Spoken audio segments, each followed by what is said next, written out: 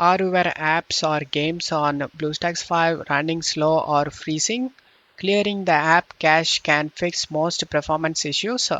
In this step-by-step guide, I show you how to clear app cache on BlueStacks 5 in 2025 and get your apps running smoothly again. Launch the BlueStacks 5 on your PC or laptop and wait for it to load completely. Select the home icon and go to System Apps and select Settings.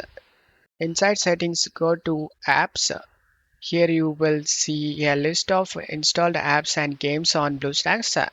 Find the app or game that you want to fix. Click on it to open the app info page. Select the storage cache option and click on clear cache option.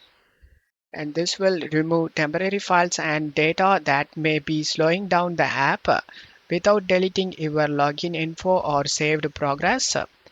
And now just close it off here and close the app and relaunch it. You will notice improved performance and fewer glitches.